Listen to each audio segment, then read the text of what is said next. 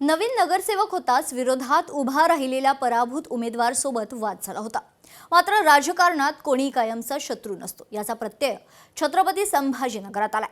महापालिका निवडणुकीतील जुना वाद आणि 3 अपत्य प्रकरणामुळे एमआयएम नगरसेवक मुंशी पटेल व काँग्रेसचे पराभूत उमेदवार सलीम पटेल बोरगावकर यांचे समर्थक आमने सामने आले होते।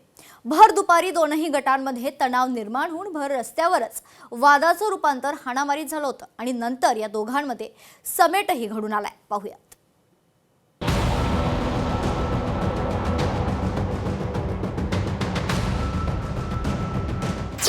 छत्रपती संभाजीनगरात आधी वाद नंतर समेट।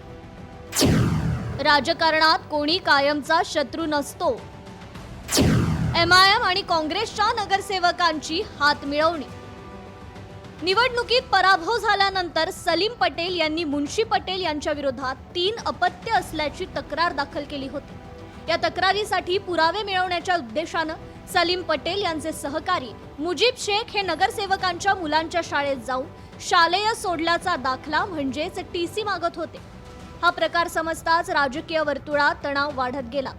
याबाबतचा वाद वाढला आणि एकमेकांनी मारहाणही केली।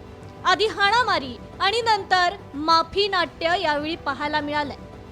हम लोगों के आपस में आज कुछ गलतफहमी हो गई थी। सब घर के ये मुझे पटेल भी छोटा भैया है, सलीम पटेल भी बड़े भैया। मैं हमेशा भैया ही बोलता हूं उनको। जो भी हम लोगों के आपस में आज जो हुआ था, अल्हम्दुलिल्लाह हमारे बड़े पूरे जिम्मेदारों ने बैठ के चीज को खत्म किया।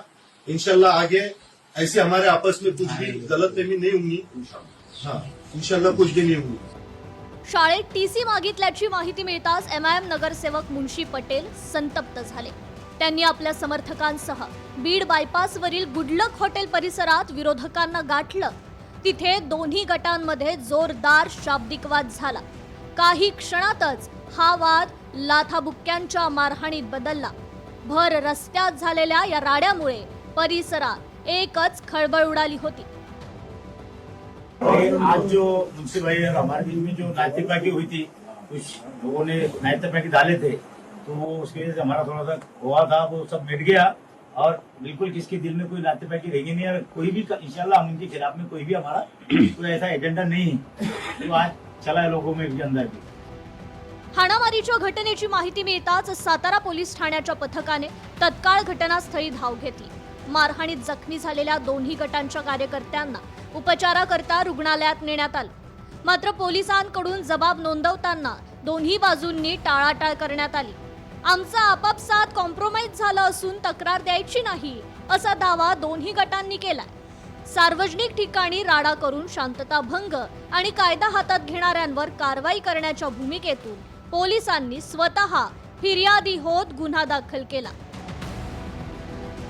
एमआयएमच्या नगरसेवकानं काँग्रेसच्या पराभूत उमेदवारासोबत वादांग घातला। हाणामाऱ्या झाल्याच्या नंतर स्वारी देखील म्हणाले। मात्र तरी देखील गुन्हे दाखल झालेत, म्हणजेच संभाजीनगरमध्ये राजकीय वादांग थांबलेले नाहीयेत। सचिन बडे, लोकशाही मराठी, छत्रपती संभाजीनगर। लोकशाही मराठी ऐका, पहा, जागरूक रहा।